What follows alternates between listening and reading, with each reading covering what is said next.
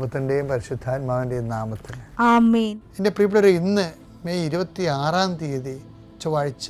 അമ്മേ പരിശുദ്ധ അമ്മേ, അമ്മേ പരിശുദ്ധമേ, ദൈവമാതാവേ, കൃപാസനത്തിലൂടെ ഞങ്ങൾക്കും ഞങ്ങളുടെ ദേശത്തിനും അമ്മ മധ്യസ്ഥം തേടി തന്ന എല്ലാ അനുഗ്രഹങ്ങൾക്കും കൃപകൾക്കും ഞങ്ങളിപ്പോൾ ഹൃദയം നിറഞ്ഞ നന്ദി പറയുന്നു.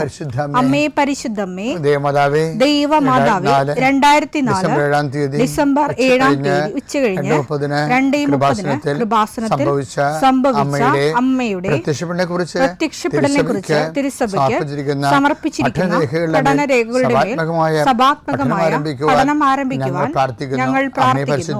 അമ്മേ പരിശുദ്ധമേ, ഭൂസ്വർലോകങ്ങളുടെ രാജ്ഞിയായ അങ്ങേയ്ക്ക് ഭൗമസംരക്ഷണത്തിനായി പ്രപഞ്ചപ്രകൃതിയെ തന്നെ തിരുസഭ പ്രതിഷ്ഠിക്കുവാൻ ഈ പ്രത്യക്ഷീകരണം വഴി ഇടയാക്കണമേ. പരിശുദ്ധമേ, ജപമാല മാതാവേ, സകല കൃപാസനം പ്രാർത്ഥനയോടും ചേർത്ത് ഞങ്ങളിപ്പോൾ പ്രാർത്ഥിക്കുന്ന ഈ കുടുംബത്തിന്റെ പ്രത്യേക നിയോഗം പറ മക്കളെ.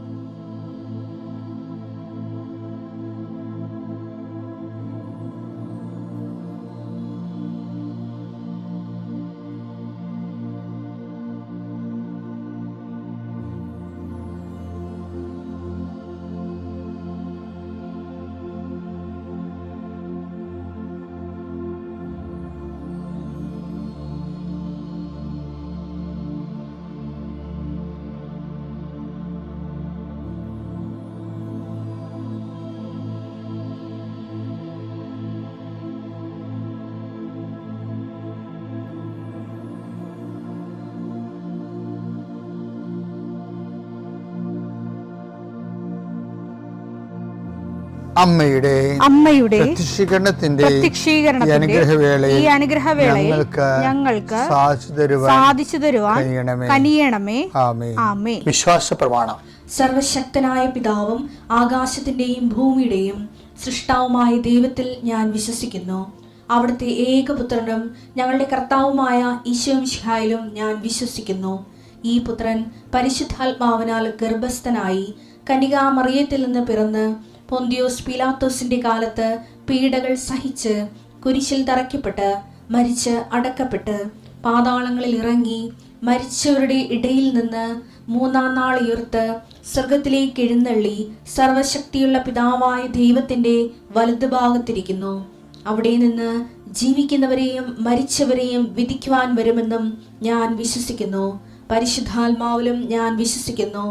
വിശുദ്ധ കത്തോലിക്കാ സഭയിലും പുണ്യവാന്മാരുടെ ഐക്യത്തിലും പാപങ്ങളുടെ മോചനത്തിലും ശരീരത്തിന്റെ ഉയർപ്പിലും നിത്യമായ ജീവിതത്തിലും ഞാൻ വിശ്വസിക്കുന്നു. ആമേൻ. സ്വർഗ്ഗസ്ഥനായ ഞങ്ങളുടെ പിതാവേ, അങ്ങയുടെ നാമം പൂജിതമാകണമേ. അങ്ങയുടെ രാജ്യം വരണമേ.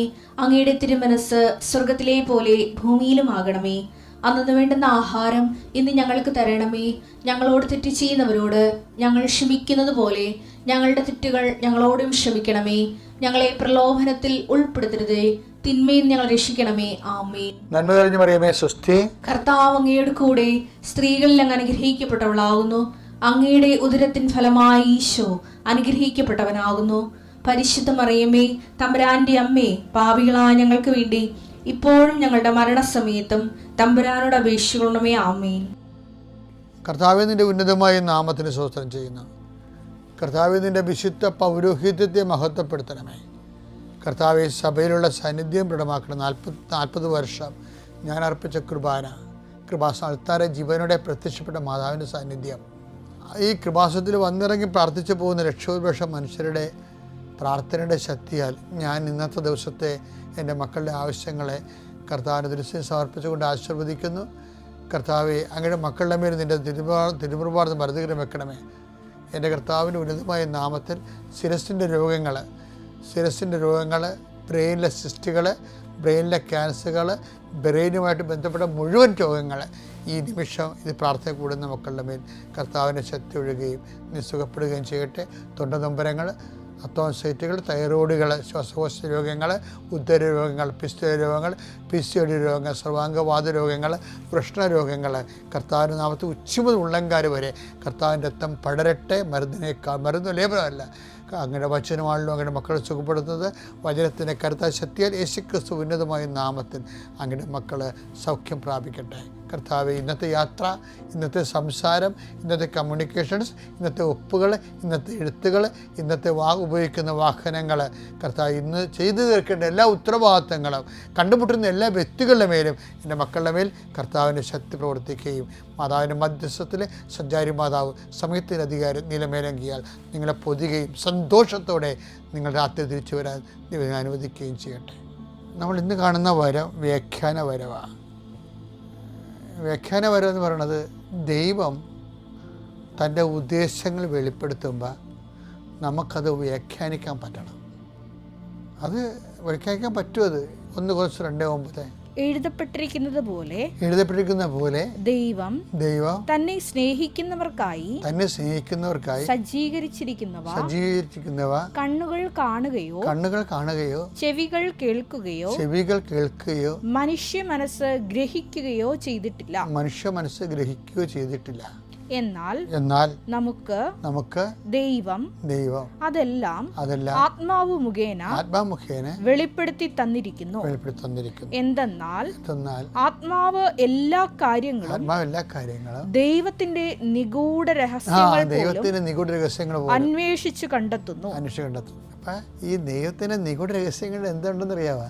യേശുക്രിസ്തുവിന്റെ മനസ്സുണ്ട്. 1 Corinthians 2:11 മനുഷ്യന്റെ അന്തർഗതങ്ങൾ അവന്റെ ആത്മാവല്ലാതെ മറ്റാരാണ് അറിയുക? അതുപോലെ തന്നെ ദൈവത്തിന്റെ ചിന്തകൾ ഗ്രഹിക്കാൻ ദൈവാത്മാവിനല്ലാതെ മറ്റാർക്കും സാധ്യമല്ല.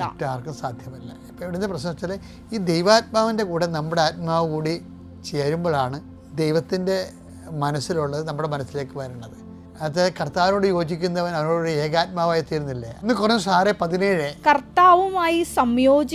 കർത്താവുമായി സംയോജിക്കുന്നവൻ അവിടുത്തോട് ഏകാത്മാവായി തീരുന്നു. ഇപ്പം ഏകാത്മാവ് അപ്പം ചിന്തകൾ നേരത്തെ ചോദിച്ചാൽ എന്താണ്? ദൈവത്തിൻ്റെ ചിന്തകൾ ഗ്രഹിക്കാൻ ദൈവത്തിൻ്റെ ആത്മാവിന് മാത്രമല്ലേ കഴിയത്തുള്ളൂ. അപ്പം നമ്മുടെ ആത്മാവ് ഭാഷാപരത്തിൽ കർത്താവിൻ്റെ ആത്മാവോട് യോജിച്ച് കഴിയുമ്പോൾ എന്ത് ചെയ്യും? ഞങ്ങളാകട്ടെ യേശുക്രിസ്തു മനസ്സറിയുന്ന സംഭവമുണ്ട്. ഏത് തരത്തിലുള്ള പ്രത്യാശയിലേക്കാണ് അവിടുന്ന് നിങ്ങളെ വിളിച്ചിരിക്കുന്നതെന്ന് അറിയാനും വിശുദ്ധർക്ക് അവകാശമായി അവിടുന്ന് വാഗ്ദാനം ചെയ്തിരിക്കുന്ന മഹത്വത്തിന്റെ സമൃദ്ധി മനസ്സിലാക്കാനും നിങ്ങളുടെ ആന്തരിക നേത്രങ്ങളെ അവിടുന്ന് പ്രകാശിപ്പിക്കട്ടെ. ആന്തരിക നേത്രങ്ങളെ പ്രകാശിപ്പിച്ച് കഴിയുമ്പോഴാണ് ഞങ്ങളാകട്ടെ യേശുക്രിസ്തു മനസ്സങ്ങളാണ്. 1 Corinthians 2:16 കർത്താവിനെ പഠിപ്പിക്കാൻ തക്കവിധം അവിടുത്തെ മനസ്സ് അറിഞ്ഞവൻ ആരുണ്ട്? ഞങ്ങളാകട്ടെ ക്രിസ്തുവിന്റെ മനസ്സറിയുന്നു. അപ്പം ഈ കർത്താവുമായി സംയോജിക്കുന്ന അവനോട് ഏകാത്മാവായി തീരുമ്പോൾ കർത്താവിൻ്റെ മനസ്സ് നമ്മളിലേക്ക് ചില കാര്യങ്ങളൊക്കെ അത് നമുക്ക് അറിയേണ്ട കാര്യങ്ങൾക്ക് കർത്താവ് അറിവ് തരും. കർത്താവിൻ്റെ മനസ്സ്. അപ്പോൾ അതിന് എനിക്കിത് നല്ലവണ്ണം അനുഭവമുള്ളതുകൊണ്ടാണ് ഞാൻ ഇത്രയും കൃത്യമായിട്ട് പറയണത്. ഇപ്പം എനിക്ക് ഡോക്ടറേറ്റ് കിട്ടിയില്ലേ, എൻ്റെ ക്രിസ്ത്യൻ ഫ്ലോക്ക് ആർട്സിൻ്റെ ഹോണറി ഡോക്ടറേറ്റ് കിട്ടിയേ.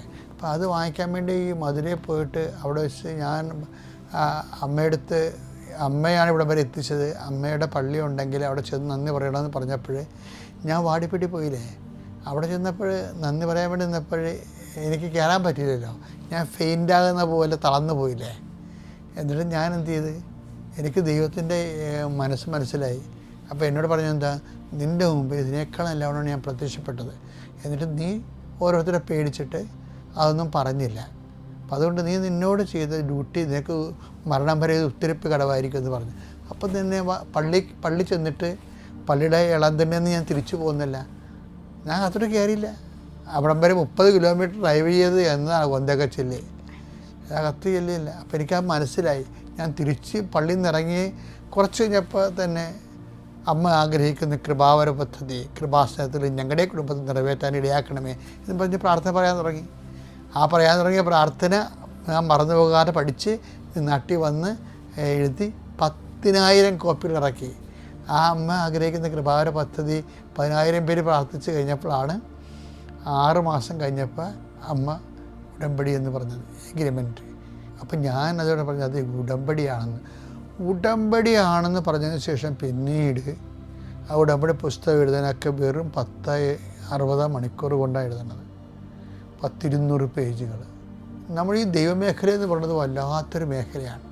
പക്ഷേ വെളിപാട്, അതുകൊണ്ട് ഞാൻ മുരിങ്ങൂർ ഒരു ലോക മലയാള കരിസ്മാറ്റിക് സമ്മേളനം ഉണ്ടായപ്പോൾ ഞാൻ പറഞ്ഞത്, ഞാൻ മരിയൻ കരിസ്മാറ്റിക് എന്നാണ് പറഞ്ഞത്. കരിസ്മാറ്റിക് മാതാവിൻ്റെ കൂടെ വെളിപ്പെട്ടിട്ടുള്ള കരിസ്മാറ്റിക് സരണികളാണ് കൃപാസനത്തിൽ നമ്മുടെ സഭയുടെ വഴി നടത്തലിന് വേണ്ടി മനുഷ്യന് ഉപദേശമായിട്ടും അറിവായിട്ടും കൊടുക്കുന്നത്. ഇതിനെല്ലാം കൂടി വ്യാഖ്യാനപരമെന്നാണ് പറയണത്. എല്ലാം വ്യാഖ്യാനിക്കാൻ പറ്റി. അതുകൊണ്ടാണ് ഈ ലോകം എന്തുമാത്രം മനുഷ്യരായി, ഇപ്പം നോൺ ക്രിസ്ത്യൻസ് പോലും കർത്താവിനെ അറിയണതിൻ്റെ പേര്. ആരെയും നമ്മൾ ജ്ഞാനസാരപ്പെടുത്തുകയൊന്നും ചെയ്യണില്ല, അതൊന്നും എന്നോട് പറഞ്ഞിട്ടില്ല. എന്നോട് പറഞ്ഞിരിക്കുന്നത് ഗീവ് ദം ജീസസ് എന്ന് പറയുന്നത്. കർത്താവിനെ അറിയാത്ത അറിയിക്കുക. അതിനുള്ള വഴികൾ ദൈവം തരുന്നുണ്ട്, നമ്മളത് പറയുന്നുണ്ട്. അവർക്ക് എല്ലാം നല്ല അനുഭവങ്ങളുണ്ട്. അതെല്ലാം ഈ വരങ്ങളിലൂടെ സഞ്ചരിക്കുമ്പോഴാണ്. നിങ്ങളും നല്ല വരപ്രസാദമുള്ള ജീവിതം നോക്കാൻ, നമ്മൾ വരപ്രസാദം എന്ന് പറഞ്ഞതല്ല, എന്താണ് ഈ സംഭവം എന്ന് അറിയത്തില്ലല്ലോ. അതുകൊണ്ടാണ് ഞാൻ ഈ ദിവസങ്ങളിലെല്ലാം നിങ്ങളോട് വരപ്രസാദത്തിൻ്റെ വിവിധ പ്രയോഗ തലങ്ങളെക്കുറിച്ച് സംസാരിക്കുന്നത്. അതുകൊണ്ട് ഉടമ്പടിക്കാർ പ്രത്യേകിച്ച് ആത്മാവിൽ വളരാൻ ഇതെല്ലാം ഉപയോഗിക്കണം. ഓരോ ദിവസത്തെ ടോക്കുകൾ ഒരു 3-4 പ്രാവശ്യം കേട്ട് നിങ്ങൾ ആത്മീയമായി ദൈവത്തിൽ വളർന്നു വരാൻ ദൈവം നിങ്ങളെ അനുഗ്രഹിക്കട്ടെ. പിതാവിൻ്റെയും പുത്രൻ്റെയും പരിശുദ്ധാത്മാവിൻ്റെ നാമത്തിൽ.